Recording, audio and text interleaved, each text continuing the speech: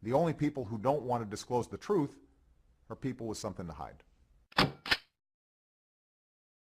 Dedicated to the survival of American democracy in an increasingly dangerous world, this is Secure Freedom Radio with Frank Gaffney, acted as Assistant Secretary of Defense for International Security Policy under President Ronald Reagan, founder and president of the Center for Security Policy in Washington, D.C., the go-to man for defense and foreign policy issues, joined by the greatest minds in the security policy business, the special forces in the war of ideas at Secure Freedom Radio with Frank Gaffney.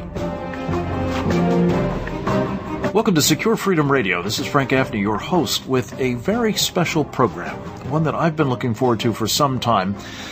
And perhaps when you hear what we're going to address, you'll realize that it's been long overdue. It is a subject that has frankly become, well, irradiated, I think is a fair way to put it, and yet it cries out for examination.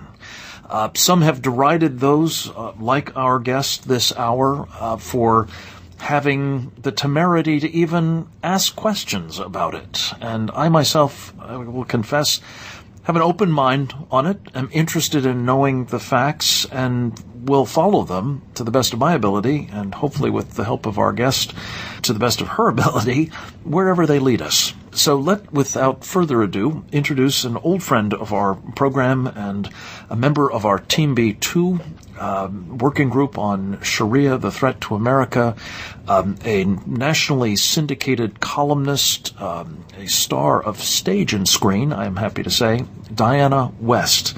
Now published regularly by Town Hall and the Washington Examiner, the author of a superb book, very much relevant to the question at hand, Death of the Grown-Up. And Diana, we're here to talk today for the full hour with you about an issue that I guess is properly described as the eligibility issue, involving whether the President of the United States is in fact eligible to hold that post, let alone to be reelected to it.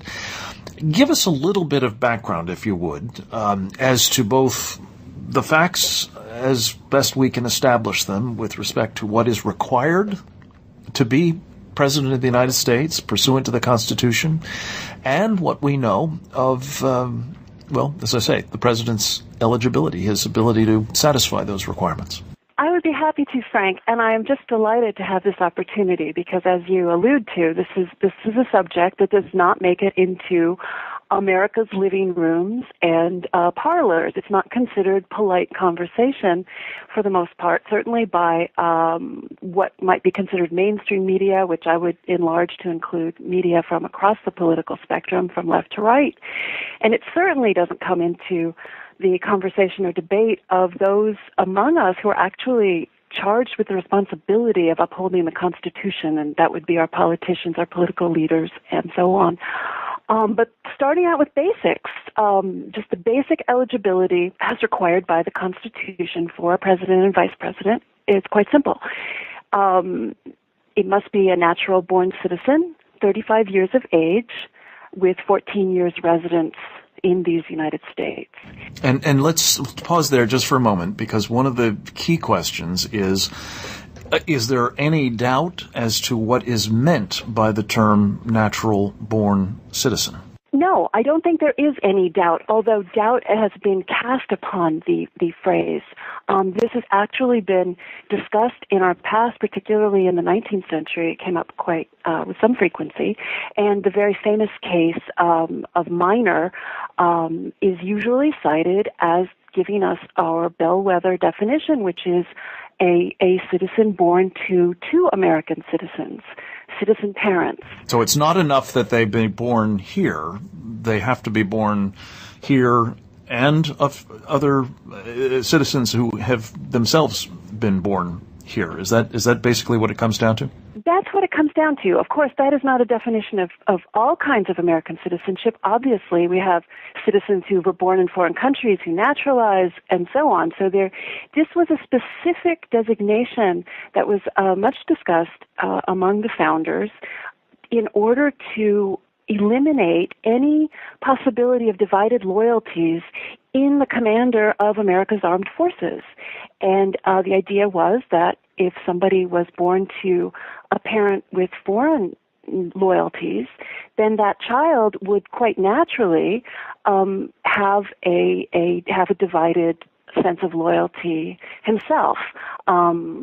It certainly was a sensible notion to my mind, but regardless of that, it was something that the founders believed was very important. Right.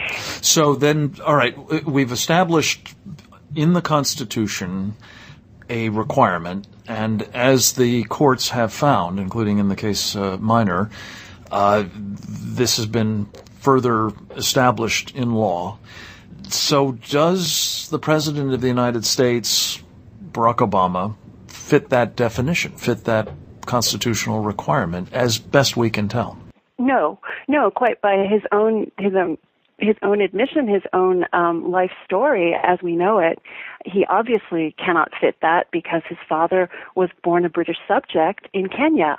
And so quite apart from where he himself was born, quite apart from where he himself this other was born. natty detail, yes. Which is not in dispute, as best I can tell, that his father was not a U.S. citizen, natural-born U.S. citizen. Okay. So that's your basic constitutional question of eligibility.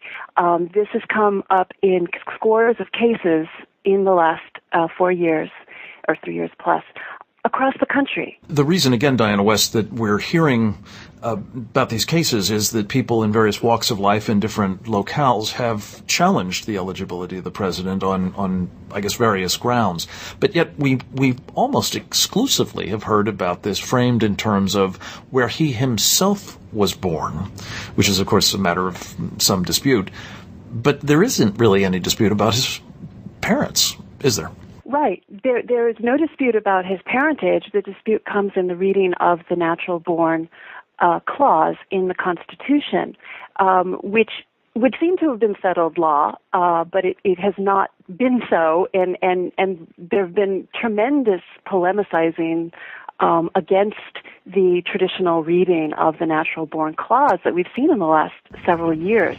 Polemicizing is a fancy and very charitable term for this. We'll discuss in a moment what this has actually entailed, including a lot of invective and hateful, suppression of people who've even raised the question. But finish your thought on this point about the natural-born law and the president's ineligibility on its basis, as established law has settled it. Well, what we've seen is a series of judicial cases where judges have actually declared President Obama to be natural-born based on zero evidence or evidence that is very much contested. So the courts are not addressing themselves to the facts of the case, to the evidence that's being presented. And there is an interesting case coming up next week in Florida. Larry Klayman is representing some citizen plaintiffs there, and he is presenting the case that the president must have two citizen parents, as hearkening back to the case we mentioned earlier, Minor. And the judge in this case, Judge Terry Lewis, has already noted in discovery that while the plaintiff's attorney has case law with his argument, the Obama attorneys have no case law. They have not cited any justification for their argument that the president is indeed natural-born and qualified to be president. So that will be interesting to see what the Obama team brings to the table next week. Yeah. You've written... If it's covered. If it's covered. It will be covered. Yeah, if it's covered at all, it will be covered, I'm quite sure, by you, Diana West. Let me yes. just say, you've written a column just today about some of the past representations of the president's lawyers in cases like this, in which, even at the appellate court level, and I guess for that matter the Supreme Court level, there's not really been an argument on the facts. There's simply been a contention that this is somebody else's business, never mind. Nothing to see here, folks. Keep moving along. Keep moving.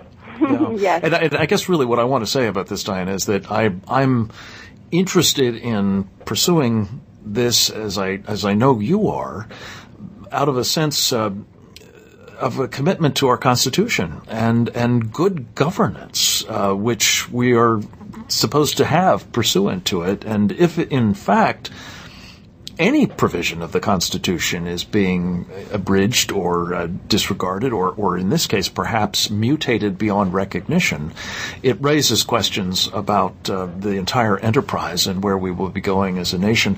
We'll be pursuing that momentarily at greater length with Diana West, nationally syndicated columnist, hero of the Republic as far as I'm concerned. Specifically, we're going to talk about in the next segment, where are the documents that might shed light on these very important questions, including where the president himself was born. More on this and that with Diana West straight ahead.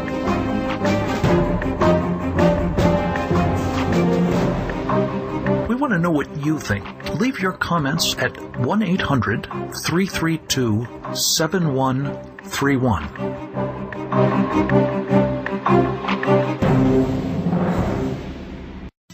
My name is Sunday Hollis, and I totally lost the cravings for sweets.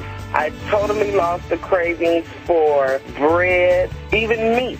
And some people, you would see people say, oh, well, you're eating a salad because you're trying to diet, but you just don't have a taste for any of the junk anymore. And it is so, so, so true. I'm thinking this is something that the celebrities are using. They're just not giving the meta system the credit for it. I've tried everything under the sun, and this is the only product that I have even called the company and asked them, could I sell it for them? This is a product where you can actually use the word awesome. I mean, and it is the whole essence of the word awesome. Don't wait another minute to start losing weight. Call Judy Singer's The Meta System at 1-800-711-JUDY. That's 1-800-711-JUDY. The first step in winning a war is to know whom you're fighting. 9 years after 9/11, the U.S. security establishment has failed to tell us. The very words we need to describe the war are being outlawed. We went from the war on terror under Bush to the war on man-made disasters under Obama. Neither identifies the threat doctrine behind the aggression, Islamic Sharia law. That's why the Center for Security Policy assembled Team B, an independent group of national security professionals, including Bill Clinton's Director of Central Intelligence, James Woolsey. The result is a book that challenges the assumptions of the current administration and exposes the supremacist nature of Sharia and the jihad its adherents are obliged to engage in. This report names the names of those responsible and makes plain the mortal peril now posed to America's Constitution, our national security, and way of life. For more information, visit ShariaTheThreat.com or order your copy of Sharia, The Threat to America at Amazon.com. Experts say there's no shortage of crude oil. There really is no shortage of oil at the moment. So why do gasoline prices keep going up? There's all this fear that's out there, and that really goes a long way to making prices go up. And home prices seem to be headed even lower. We really aren't seeing any markets that are showing any sustained recovery at this point. Now more than ever, is this a timeout or a double dip? Could halt the economy's recovery in its tracks. 1260 WRC. New choice. Intelligent talk. You're listening to Secure Freedom Radio with Frank Gaffney from the nation's capital in Washington, D.C. We're back, joined once again by Diana West, a colleague of great esteem as far as I'm concerned, a woman who has courageously taken on all kinds of difficult and, in some cases, unpopular questions, and done so with a verve and a clarity of thought that I always find bracing and most welcome. And I'm delighted to have been able to persuade her to spend a full hour with us today talking about an issue that isn't being given anything like the attention that it needs to be by, well, the mainstream media, and for that matter by our political leadership, namely the thorny question of whether Barack Obama is indeed eligible to be President of the United States. And Diana, before the break, we talked a bit about what the Constitution requires, and you established under case law of many years standing, and that Larry Klayman is now again bringing to the fore in a court case in Florida, that there is this natty problem that the law, the meaning of the Constitution has been that his parents must also be naturally born American citizens, and that is not assuredly the case. On so many other points involved in this issue, however, for example, where the president himself was born, there seems to have been, a lack of documentation, to say the least, to put it again charitably. What's going on with that? Well, this is where things get really fascinating because we're looking at a great unsolved mystery. In fact, this is the greatest mystery, the greatest potential crime in all of American history, because what we are looking at is a president of the United States whose documentation has not been presented, vetted, corroborated, just given a straight story on to the American people. And that is kind of as far as the story goes and as far as the story has to go in order to arouse every American's curiosity and every American's deep and abiding interest in seeing this to a conclusion that can prove Barack Obama to be exactly as he says he is or to prove some other story. We have no idea what it might be. And I think I would like to preface my remarks in saying that having followed this case as best as I can as a journalist, I do not know I do not even have a very strong theory as to what the documents may indeed tell us. I have various theories, but I am not wed to one, and I certainly don't see a narrative that we can cling to, that we should cling to in trying to solve the mystery. But the mystery must be solved, and it does begin with the fact that we have not seen any paper on our president. And that begins with the birth certificate, which one would think is the most innocent, inoffensive document a human being can have because you've absolutely done nothing wrong and you have no points to fear disclosing. But this was not released to the American public until we get to last year. And I think maybe we should start our story with April 27th, 2011, when with great fanfare, the White House placed online an image of what is purported to be Barack Obama's complete, what they call long-form birth certificate. Right, which had not been in play, despite many, many efforts to elicit it from the administration, from the campaign, for that matter. And much money.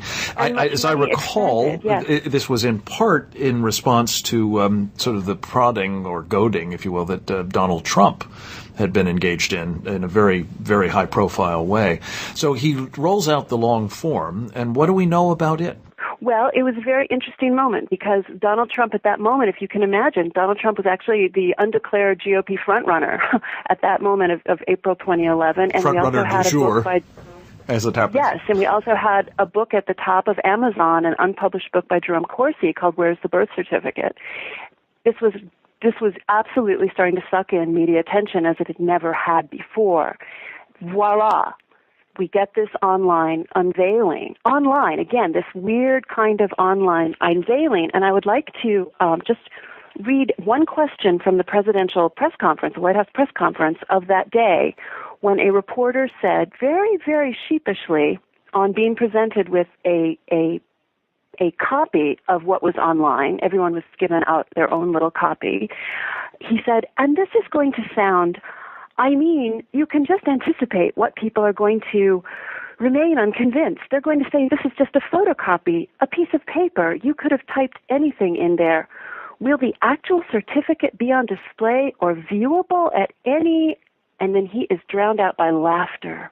So the notion that actually someone should vet, touch, have somebody investigate the bona fides of this image was the subject of derision and laughter inside the White House press corps. And I think that really sets the stage for every development since. And they have come thickly since then. Well, let's again visit at length about this suppression of the kind of obvious questions that arise, Diana West, in a moment. But just stay with getting, again, what we know, or what we know we don't know, maybe, on the table. The United States Senate, as I think you've pointed out, affirmed formally that John McCain, who also had some people questioning his bona fides in this department as an eligible presidential candidate during the last election cycle,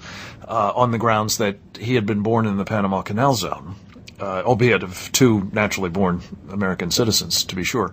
The Senate affirmed that. They didn't affirm Barack Obama's eligibility. Did anybody remark on how peculiar that seemed?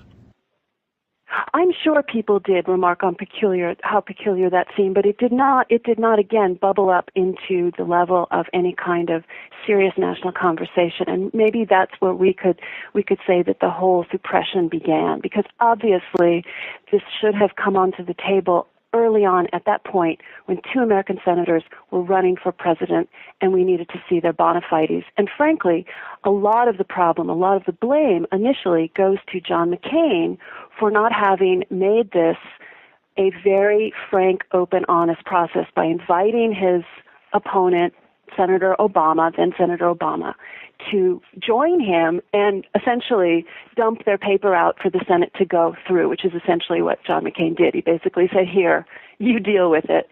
And they went through it and found, that he was indeed eligible.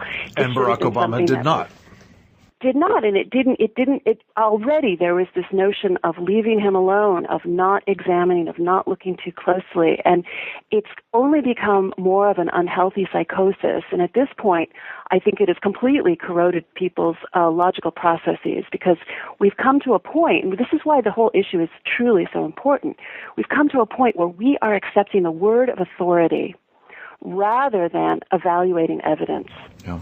Well, and Diana, before we have to take another break here momentarily, let me just quickly put on the table yet another factoid. It has been revealed recently by our friends at the Breitbart Empire that Barack Obama's own agent promoting his first book did so for 16 years on their website, advertising that he was born in Kenya. And that was not changed, as I understand it, until he was a month or two into the presidential race in 2007.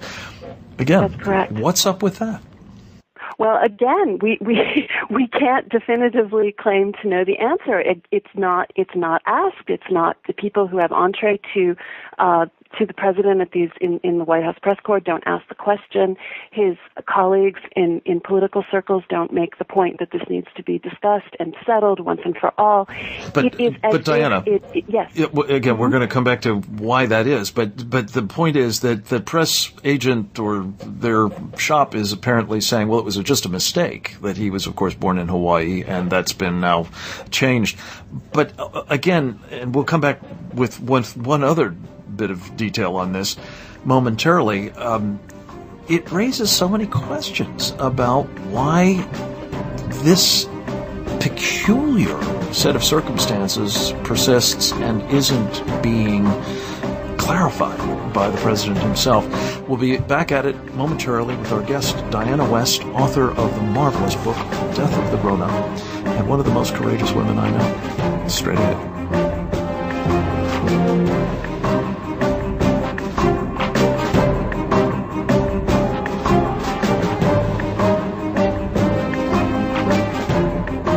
Go to SecureFreedomRadio.org today. It's your freedom. It's your country. Frank Gaffney's Secure Freedom Radio.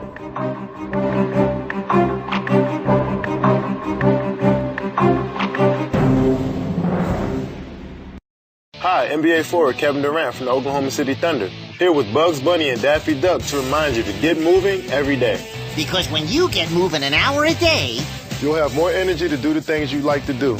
And that's a slam dunk. Whether you like to shoot hoops like me, skateboard, ride a bike, or dance on your roof, just move it your way. For an hour a day. Because moving every day puts you on the offense towards a stronger you. And that makes you part of a winning team. I couldn't have said it better myself, Bugs. So be a player. Be a player.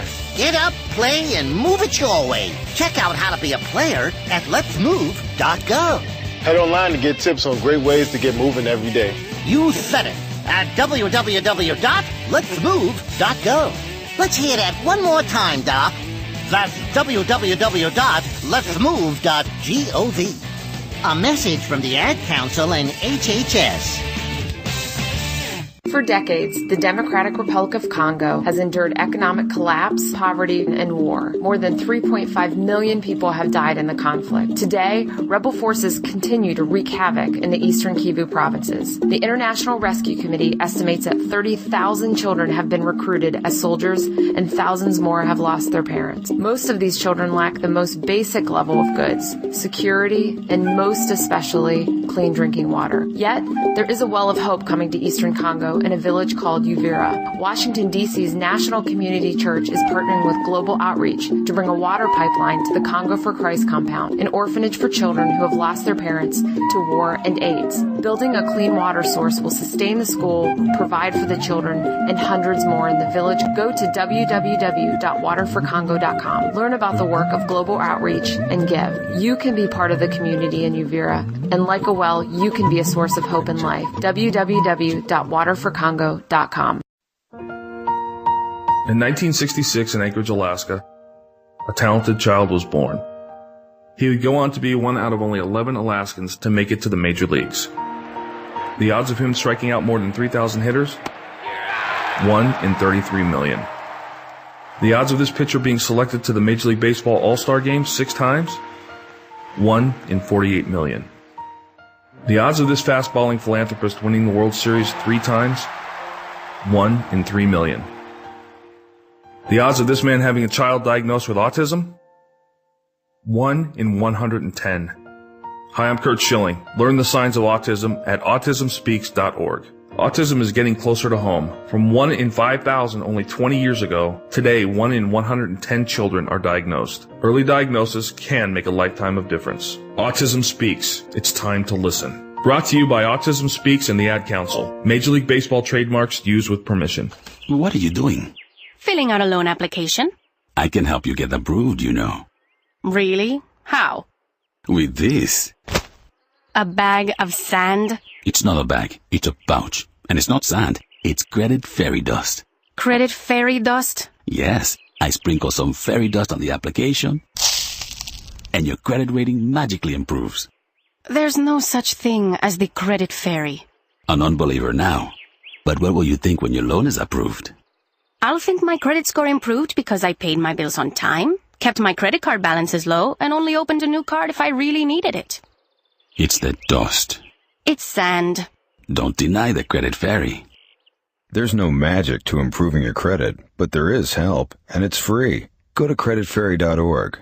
A public service announcement brought to you by the Consumer Bankers Foundation, the Leadership Conference on Civil Rights Education Fund, and the Ad Council. Hi, this is Frank Gaffney. You're listening to Intelligent Talk on WRC 1260 in Washington, D.C. Now more with Frank Gaffney. Welcome back. We're joined once again by Diana West, a syndicated columnist, author, commentator, brilliant analyst, and as I said before the break, one of the most courageous women I know. I'm going to clarify that. One of the most courageous people I know, and her courage is much in display in her willingness to ask some of these hard questions that need to be asked concerning the eligibility of the President of the United States to be our President, our Commander-in-Chief. And Diana, one of the other things that also has come to my attention, and I can't remember where, but maybe you can recall for me, is that in the campaign to become a United States Senator, the issue arose as to the fact that he was not born in the United States, and he said something to the effect that, well, it doesn't matter. I'm not running for president. You don't have to have been born in this country to be a senator. And that, at least implicitly, it would seem to me, suggests that the press agent about whom we spoke before actually had it right and was, of course, using the authorized explanation of where he was born. And you've addressed this, as has Mark Stein, I think, recently in a terrific piece of his own. Again, what's going on here, Diana West? Well, there's any number of anecdotal pieces to this puzzle. Now that one's quite good because it comes from Barack Obama himself, but we've had, for example, a mailman who delivered mail to Bill Ayers' parents' home in Illinois has attested on a sworn affidavit that Mrs. Ayers discussed Barack Obama and how excited she was at helping him with his education as a foreign student. Again, another little piece. Recently, an ex-Marine has come forward and discussed a conversation. He says he's 99% sure that it was Barack Obama in the very early 1980s that he discussed in Hawaii the fact that Barack Obama told him he wanted to be president, and he also told him he was born in Mombasa, Kenya. So we have just a variety of these funny little stories, not least of which would be his own grandmother saying that she saw him being born in Kenya, that would give credence to that story. The whole thing is such an enduring, and I think you say it's courageous to ask these questions. I find the story like eating peanuts. It is fascinating. It is tremendous Can't fun. stop. Can't help yourself. Can't stop.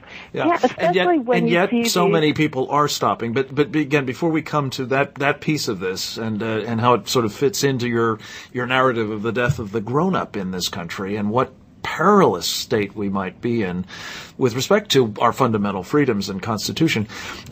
Just stay with me one more. I've had people who are probably likely to find most of what we've just described about Barack Obama, what is known, what has been documented, as pretty persuasive, but for one thing, namely that on the day he was born, there was a birth notice published in the Honolulu Gazette or whatever it was. And that seems to them to have been, proof positive that he must have been born, as he now maintains, his agent now maintains, in Hawaii. And again, just to recall, folks, as we described at the beginning of the program, that wouldn't be sufficient to ensure that he is eligible to be president of the United States, because according to established case law, he actually has to have two parents who are also natural-born citizens. But Diana, just respond, if you would, to that particular question. What explanation could there be for this birth announcement in the Honolulu papers? So much the perfect question, Frank. That is, if your listeners take away one thing, this is the most important point that has come out. The truth of the matter is, and this comes from the investigators of Sheriff Joe Arpaio's cold case posse, they found, and they say they have proof beyond a doubt, that those 1961 newspaper announcements ran in newspapers that regularly also announced the births of foreign-born babies as well as native-born babies, and that the posse also has documented evidence of two adopted children who were 3 years old before their, quote, birth announcement made their way into the newspaper, all of which proves that showing up as a welcomed arrival as a baby did not suggest any other fact pertaining to where you were born, how old you were, anything.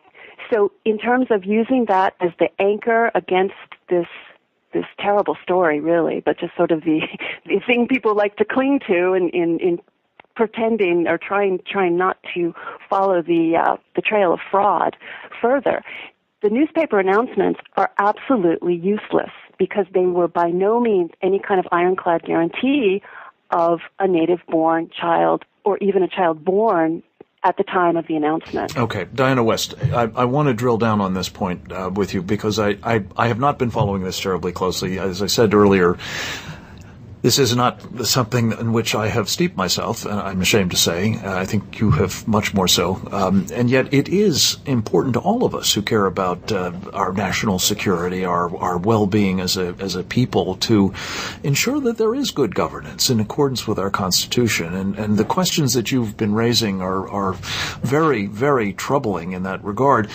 Tell us a little bit more about this Sheriff Joe Arpaio and his cold case posse. He has been vilified, as we'll be talking momentarily more about, have most people who've had the temerity to challenge any of this. What else have they found? And maybe go back for a moment to what they found about that long-form birth certificate. Yes. Well, Sheriff Joe Arpaio, I think, was fairly well known as a very brave and strong upholder of American law regarding immigration in particular. He came to national attention in the last few years for his police work in Arizona, Maricopa County, where he, I believe, is the 5-time elected sheriff. Before that, he had a long career, I believe, at the DEA as a DEA official. He is an American hero, and he is tough as nails. John Wayne could have played him when you watch that press conference. He will not back down on the facts as he has painstakingly gathered them with his group of, I believe, 5 investigators, 2 investigators, 3 lawyers. It might be backwards. It might be 3 investigators and 2 lawyers. And I would say they had 3 key findings. This would come on the March 1st, 2012 press conference that I guarantee you, your listeners' media, local media and national media, did not cover. And that to me is just such a crime, such a crime of history. But anyway, the first finding, the most amazing, prominent finding is that the online image of that 1961 long-form birth certificate that was prominently displayed at the White House website, is a computer-engineered forgery. That is their conclusion. They believe that it originated on a computer, not in 1961 as a document that was then scanned into a computer. And for interested listeners, the entire press conference is available on YouTube, which includes their own illustration of the tests, of the computer tests that they ran on the online certificate and on a control that they created to see what would happen in terms of how a scanned document. So this was a rigorous forensic analysis by professionals in the business. Mm-hmm. Okay. And their finding is that it's a forgery. It's a forgery. Yeah. And the President of the United States, the President, just to put a fine point on it here, but because, as you say, many people may not have witnessed this press conference or heard anything about it for reasons, again, we'll get into momentarily.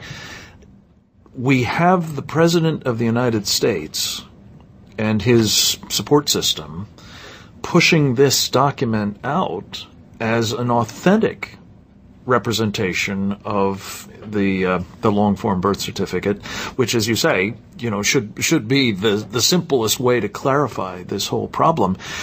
It certainly, it seems to me, Diana West, and I gather it seems to you, stinks to high heavens that this particular data point, to say nothing of all the other ones that we've talked about, is with us. So we're going to turn finally in our concluding segment with Diana West to why are we being treated this way, and why are we not getting better efforts made by the people who pride themselves on not letting folks get away with this sort of thing in high office. All of that and much, much more with Diana West straight ahead. Go to SecureFreedomRadio.org today. It's your freedom. It's your country. Frank Gaffney's Secure Freedom Radio.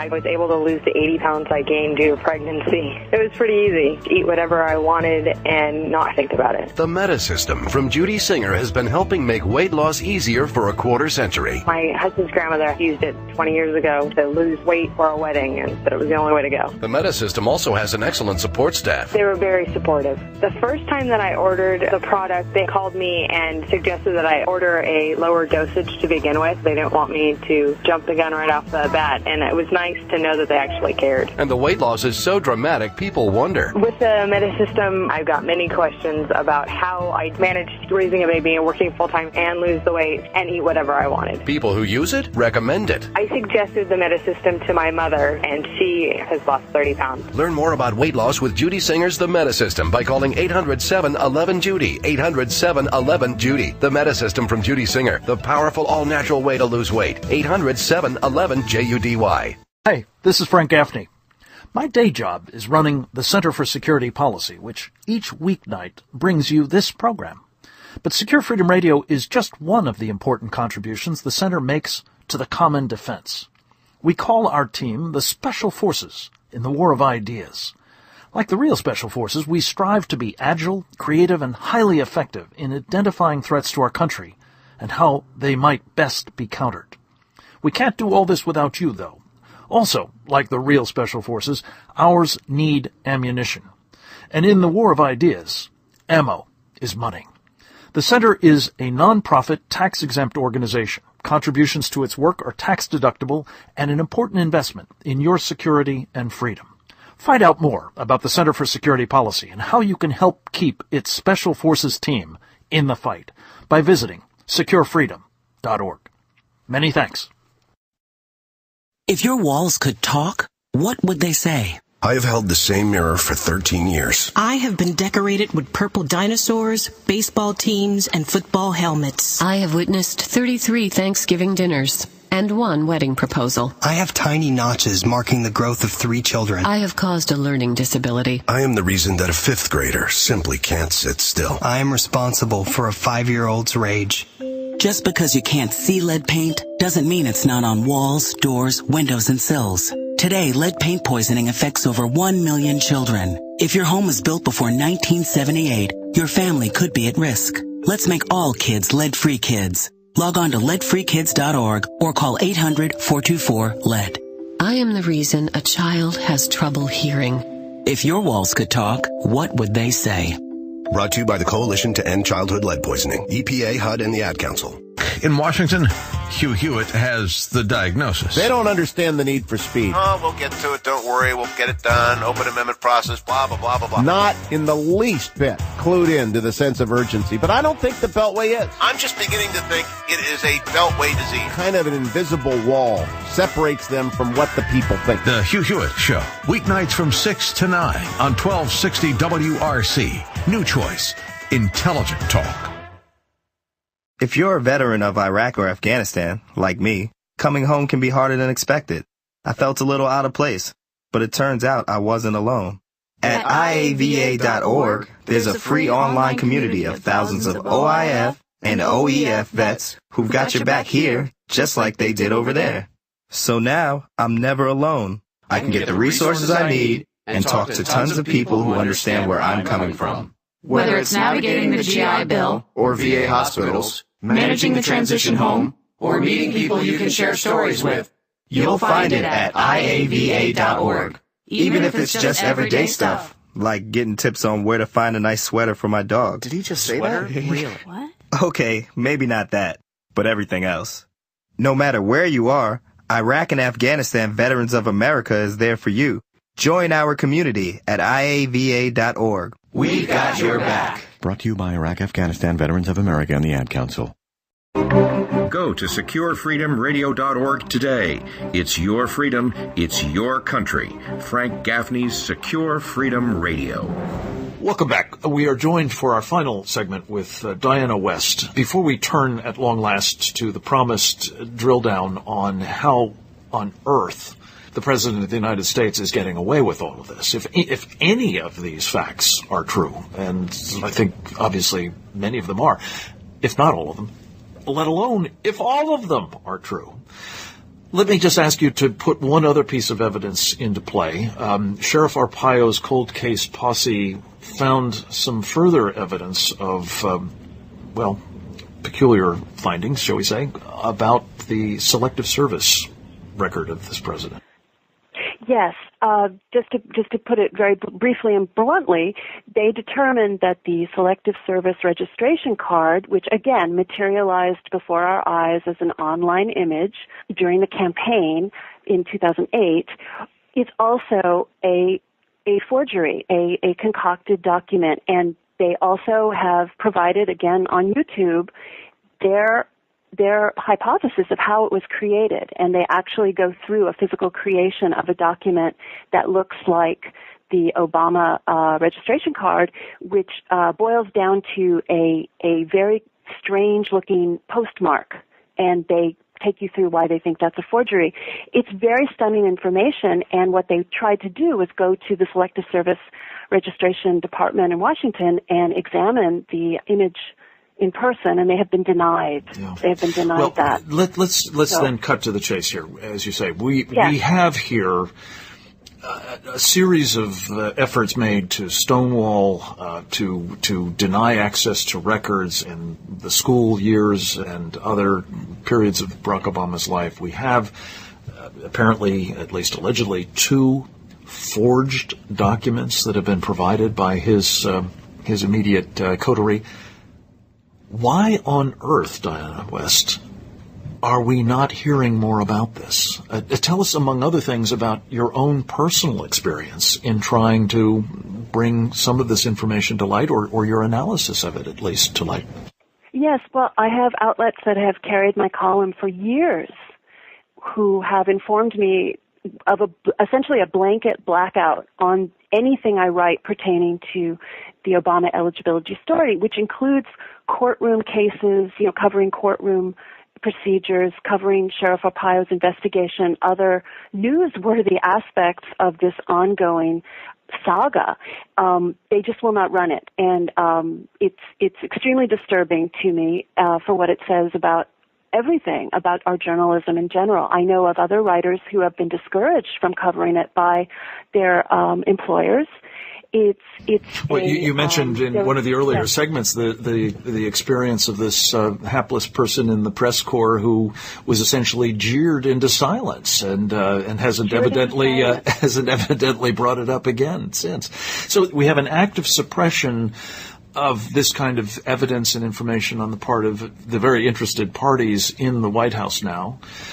But what is motivating these organs that are, ostensibly, or at least have in the past, found your materials, for example, sufficiently well written and provocative and thoughtful and informative to run them, but won't?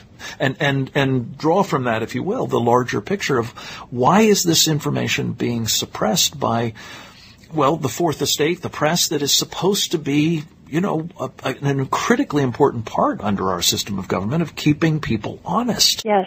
I can't answer the question with true knowledge because I honestly don't know, but I think that the implications are very strongly underscored and important for people to understand. We are not operating in a free society at this point when you have news organizations and very large news organizations, the largest in the country, living and operating in fear either of investigation, for example, FCC investigation, I've heard, is one threat that comes down, in fear of losing, quote, access, which is much too valued in Washington. People are much too prey to that sort of blackmail. Again, ridicule, ostracism. I mean, these kinds of things are what you expect to find in an authoritarian or dictatorial society, not a free republic operating with the First Amendment protections. We are not operating under those free country protections any longer. And people it's a kind of self-censorship, in part at least, in response to these outside pressures. Yeah. And Diana, you've addressed this in connection with one of our other important themes, particularly here at Secure Freedom Radio, is the whole business of Sharia and not wanting to rock that particular boat. Yeah, in a way it really is. Tell me, just coming back to Sheriff Arpaio for a moment, am I right that he has been directly threatened, or not just threatened, but is now under active investigation by the Justice Department? I'm sure that they would argue, well, this has nothing to do with, his involvement in trying to find the truth out about the president's eligibility. But do you think this is an accident, comrade, as the Soviets used to say? Well, it seems hard to imagine a scenario in which it could be an accident, but I'm not privy to any special information regarding that investigation. Certainly, given what we know, it does seem to be quite a coincidence that he is under this kind of assault at this point. Again, part of this effort to marginalize. I mean, you've had even representatives of the very, very few Congress people who have actually even just mentioned the subject, such as Representative Cliff Stearns of Florida. He merely mentioned the notion of examining the evidence pertaining to Obama's eligibility, and they came down on him like a ton of bricks with the White House Communications Director, Dan Pfeiffer, who was one of the presenters of the online image last year, actually tweeting about it, calling into question his eligibility to conduct Solyndra hearings. I mean, the whole thing is so incredible. It's fantastic. What it is it seems to me reminiscent and redolent, really, of how totalitarians suppress the truth. And we interestingly enough had on earlier this week, Diana West, Paul Kenger, who, as you may know, is the author of a forthcoming book called The Communist. Frank Marshall Davis, The Untold Story of Barack Obama's Mentor. And this follows any number of other books. Aaron Klein's comes to mind about, you mentioned Bill Ayers as one of them, obviously Jeremiah Wright, Rashid Khalidi, and others who were very formative influences on this president. And what they have in common, really, is a ruthlessness with respect to suppression of unhelpful information. Saul Alinsky was, I guess, the past master of it. Freeze, fix, and Lenin. And Lenin before him, of course. So, Diana, we've got 2 minutes left. Summarize, if you would, where we are at the moment and what independent-minded people who love this country and take seriously their responsibility as citizens should be making of it and doing about it. I think that we are in a very dangerous state. I have had many people tell me, including journalists, tell me that they are afraid to report the facts of this story because they believe it will lead to violence in the street, which to me suggests we are no longer, again, living in a free society. We're living in fear, in kind of a thugocracy, if that's how we're operating. And I would urge people, I think that everyone has a very important role to play in terms of notifying Congress that this must be investigated. There is actually, I believe, a petition out there that was sponsored by WorldNetDaily.com, which has done yeoman work on this whole issue, trying to bring Congress to its responsibility, because again, I think that's where this must end up. This must end up in a congressional investigation of the documentation of Barack Obama. And people across the country can light up those phones and give the congressmen some backbone, which sorely they are lacking. And it's very important that people care about this issue in order to bring it to any kind of conclusion or resolution, and just to bring the ship of state back to a steady course, because this is not a functioning or healthy nation if we cannot even know the identity of our president. Amen. Diana West, we have to leave it at that. I also would commend to you a book that you mentioned earlier, Where's the Birth Certificate, by Jerome Corsi. Check all of these sources of information out, and of course Diana West's superb syndicated columns and Death of the Grown-Up, and do your part. Our country's at risk. Thanks for joining us. We'll be talking with you again next week, same time, same station. Until then, this is Frank Gaffney. Thanks for listening. We want to know what you think here at Secure Freedom Radio. Leave your comments or questions for us at 1-800-332-7131. From the nation's capital, you've been listening to Secure Freedom Radio with Frank Gaffney. The only people who don't want to disclose the truth are people with something to hide.